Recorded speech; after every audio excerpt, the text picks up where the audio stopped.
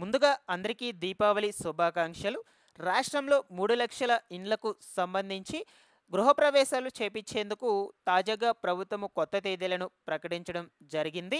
దీనికి సంబంధించిన పూర్తి సమాచారం గురించి చెప్తాను. అండ్ అలాగే చాలామంది కూడా గతంలో ఇళ్ల నిర్మాణాలకు సంబంధించిన పెండింగ్ బిల్లులు ఎప్పుడు విడుదలవుతాయని కూడా అడుగుతూ ఉన్నారు. సో, దీనికి సంబంధించి కూడా కొంచెం బ్రీఫ్‌గా చెప్తాను. ఇక ఫైనల్‌గా వచ్చేసి 2, 3 సెంట్ల ఇంటి స్థలాలకు సంబంధించి ప్రస్తుతము ఆన్‌లైన్ దరఖాస్తులు జరుగుతున్నాయా లేదా? ఒకవేళ జరిగినట్లయితే ఎక్కడికి వెళ్లి అప్లై చేసుకోవాలి? ఎలా చేసుకోవాలి?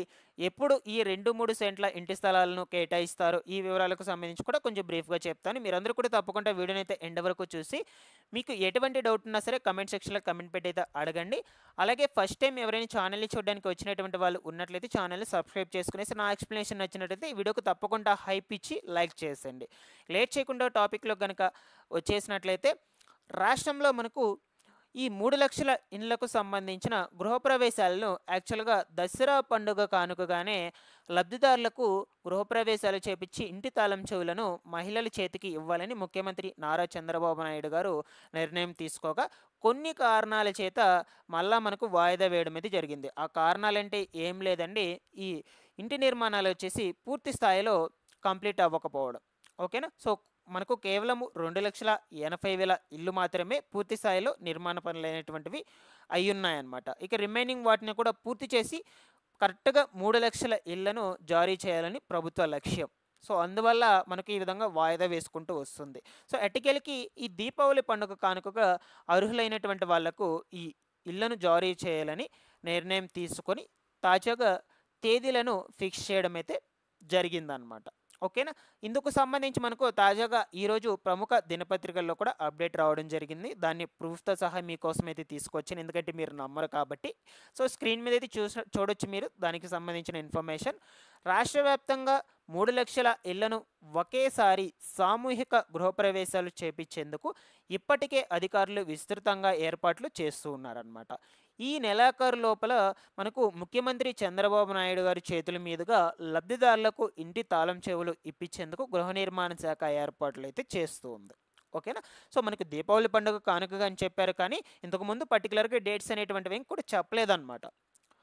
సో, దీపావళి పండుగ కానుక కండి దీపావళి పండుగకు ముందైనా ఇవ్వచ్చు. దాని తర్వాతైనా ఇవ్వచ్చు కాబట్టి మనకు దీపావళి పండుగ ఈరోజు కాబట్టి దీన్ని అయిపోయిన తర్వాత ఈ నెలాఖరు లోపల అర్హులైనటువంటి వాళ్ళకు 3,00,000 ఇళ్లను జారీ చేస్తామని ముఖ్యమంత్రి నారా చంద్రబాబు నాయుడు గారు నిర్ణయం తీసుకున్నారు. అది కూడా 3,00,000 ఇళ్లను ఖచ్చితంగా సామూహికంగా ఒకేసారి పంపిణీ చేయాలని నిర్ణయం తీసుకోవడం కాబట్టే ఇన్నిసార్లు మనకు వాయిదా వేస్తూ వస్తూ ఉన్నారనమాట. ఎందుకంటే 3,00,000 ఇళ్ళు అనేటువంటివి పూర్తి అవ్వాలి ఖచ్చితంగా. అప్పుడే వాటిని జారీ చేస్తారనమాట. ఓకేనా? కొన్ని దగ్గరలో జారీ చేసి కొన్ని దగ్గరలో జారీ చేయకపోతే అప్పుడు వాళ్ళకి ఇదిగా ఉంటుంది కాబట్టి అందువల్ల అందరికీ 3,00,000 ఇల్లు నిర్మాణ పనులు పూర్తి చేసి జారీ చేయాలని నిర్ణయం తీసుకోవడం కోసం వెయిట్ చేస్తూ ఉన్నారు. ఓకేనా? ఇక్కడి వరకు క్లియర్. ఈ నెలాఖరు లోపల మీకు ఇళ్లకు సంబంధించి గృహప్రవేశాలు చేపించి ఇంటి తాళం చెవులు అయితే జారీ చేస్తారు. దీంట్లో ఏమైనా డౌట్స్ ఉన్నట్లయితే కామెంట్ సెక్షన్లో అయితే అడగండి. ఇకపోతే చాలామంది కూడా గతంలో ఇంటి నిర్మాణాలకు సంబంధించిన పెండింగ్ బిల్లులు ఎప్పుడు విడుదలవుతాయని అయితే అడుగుతూ ఉన్నారనమాట.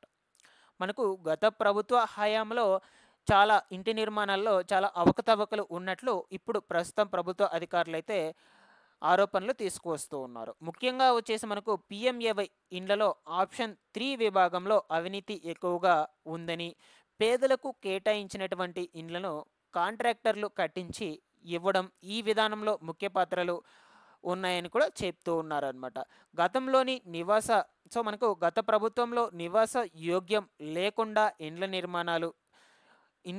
ఇండ్లను నిర్మించి ఇచ్చారని, సో మనకు కనీస వసతులు కూడా లేకుండా కోట్లలో బిల్లులు చెల్లించారని ఆరోపణలు అయితే చేస్తూ ఉన్నారు. ఓకేనా? సో, ముఖ్యంగా లబ్ధిదారుల నుండి భారీగా డబ్బులు వసూలు చేసి ఇల్లు నిర్మించకుండానే వదిలివేయడంతో ఇల్లు అసంపూరితంగా మిగిలిపోయాయని ప్రస్తుతం ప్రభుత్వ అధికారులు చెప్తూ ఉన్నారు.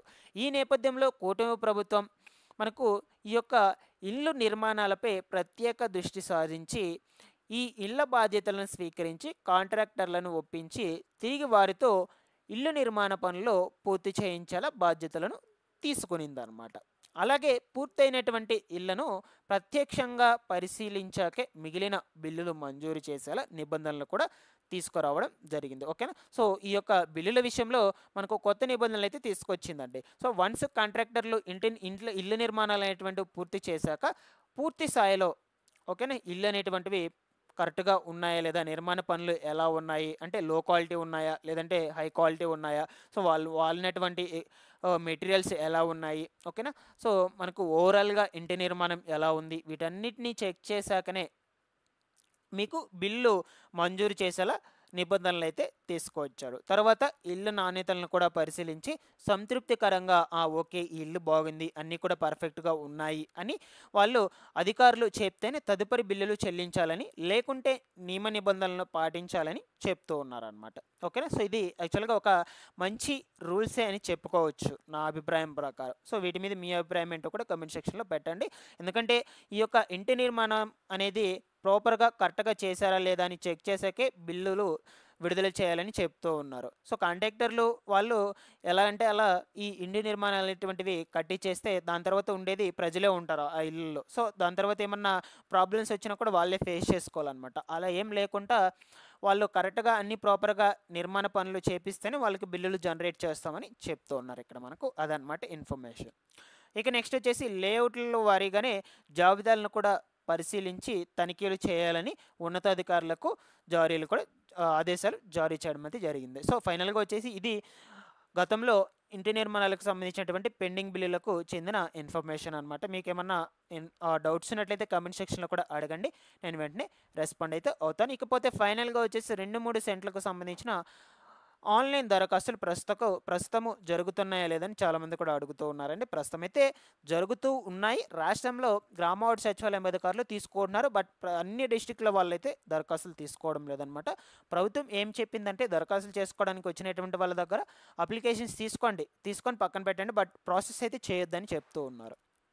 ఎందుకు ప్రాసెస్ చేయొద్దన్నారంటే ప్రస్తుతం ఖాళీగా ఉన్నటువంటి లేఅవుట్లన్నింటినీ కూడా ఈ 2-3 సెంట్ల స్థలాలుగా అయితే మార్చేసి అర్హులైనటువంటి వాళ్ళందరికీ కూడా పంపిణీ చేయాలని చెప్తున్నారు. ఖాళీగా ఉన్నటువంటి వాటిని కావచ్చు, అండ్ అదేవిధంగా వాళ్ళకి ఇంటి స్థలాలు ఇచ్చి కూడా ఇప్పటికీ ఎవరైనా ఇల్లు నిర్మాణం స్టార్ట్ చేసుకోకుండా ఉన్నటువంటి వాళ్ళ స్థలాలు కావచ్చు, వీటన్నిటిని కూడా వాళ్ళు అబ్జర్వ్ చేసి వాటన్నిటిని ఈ 2-3 సెంట్ల లేఅవుట్లుగా అయితే మార్చేసి అర్హులైనటువంటి వాళ్ళకైతే ఇవ్వాలని ఈ వెరిఫికేషన్ అయితే జరుగుతుంది ప్రస్తుతం. ఇదన్నీ కూడా కంప్లీట్ అయ్యాక ఈ 2-3 సెంట్ల స్థలాలను అయితే కేటాయిస్తారు. మీరు ఎవరు కూడా టెన్షన్ పడాల్సిన అవసరం లేదు. ప్రస్తుతానికైతే జరుగుతూ ఉన్నాయి, బట్ అన్ని డిస్ట్రిక్ట్స్లో అయితే జరగడం లేదు. ఇది బాగా గుర్తుపెట్టుకోండి. ఓకేనా. సో ఇందులో ఏమైనా డౌట్స్ ఉన్నట్టయితే అడగండి కమెంట్ సెక్షన్లో, నేను వెంటనే రెస్పాండ్ అయితే అవుతాను. ఇంకా ముందు రోజులు ఏమైనా ఇన్ఫర్మేషన్ వచ్చినా సరే అప్డేట్ అయితే ఇస్తూ ఉంటాను. Thanks for watching this one.